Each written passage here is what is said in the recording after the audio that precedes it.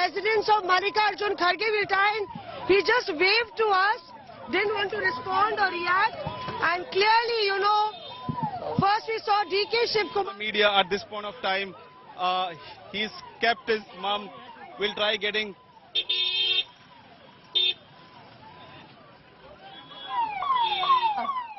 Mr. Siddaramaiah's cavalcade pulling out of Mr. Kharge's residence would be interesting on what comes out of the Siddaramaiah camp. But let's cut across to Nagarjun. Nagarjun, you have more for us, I believe.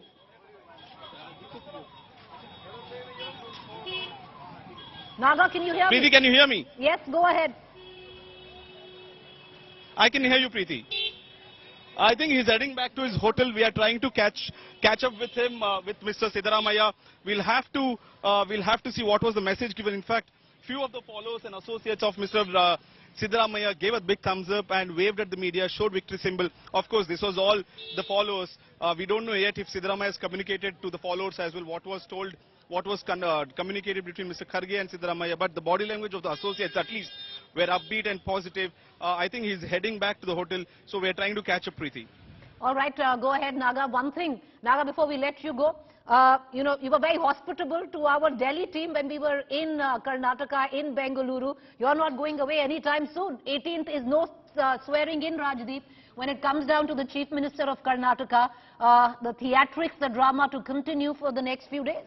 You know, let me only add one caveat to this. It's not as if this hasn't happened in other parties. You saw how long it took for Himanta Biswa Sarma to be finally sworn in Assam. Over a week. It took that long for even Yogi Adityanath to be finally anointed. The one difference, of course, I think, is that in the BJP you have a very strong high command. So even if there are claimants, eventually the high command manages conflict resolution, and whoever is the high command, their word prevails. In the Congress, the problem, and we've seen this in Rajasthan in particular, even after a decision is taken, there's a lot of ill will that's left behind, a residue of ill will, and that's never fully controlled or satiated. And that's why the Congress has struggled in Rajasthan, and it may well happen in Karnataka. Even if we have a Chief Minister of Karnataka by this weekend, will that Chief Minister be fully secure when he knows that there is someone in his government who's working perhaps overtime to try and get his job? So I think that's going to be the challenge for the Congress, because people have voted for the Congress after a long time and given it this kind of majority in the hope that the Congress has learned from past mistakes. But if this continues endlessly, then it will be a bit of a self-goal, and it will undermine the government, undermine governance. You made the point of 2024 Lok Sabha. To my mind, that's the critical question the Congress has to answer. Last time, Mr. Modi swept the Lok Sabha in Karnataka, won 26 out of 28 seats. If the Congress can't get its act together, can't provide decent governance, then the BJP has another opening in Karnataka. So clearly the Congress, whatever it decides, will have to make sure that that decision is acceptable to both sides and doesn't fester and linger like it did, particularly in Rajasthan.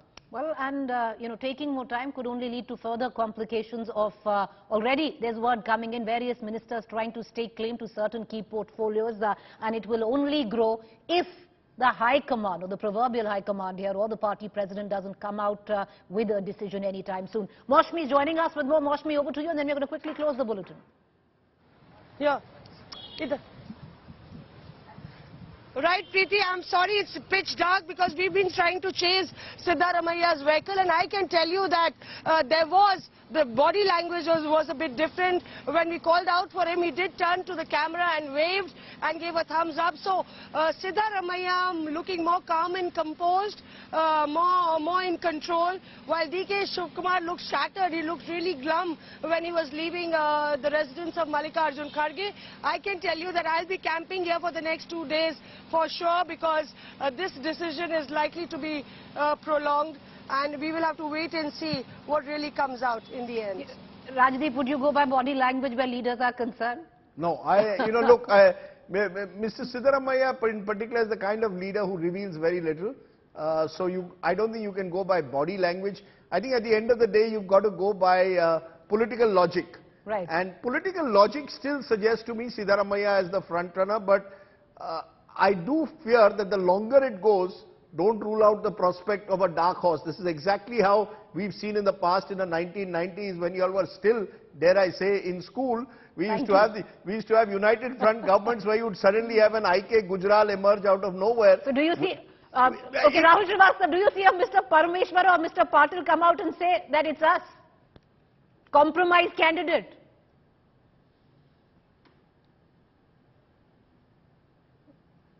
Okay, I don't think Rahul Srivastava can hear us. All right. Oh, that was for me, Preeti. Yeah, go ahead. Preeti, no, I I don't think so. I don't think so.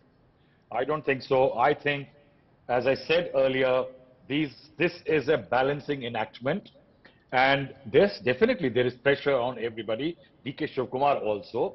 The MLAs, 105 to 108 out of the 135 with Siddaramaiah. The Congress High Command knows it has to be Siddaramaiah.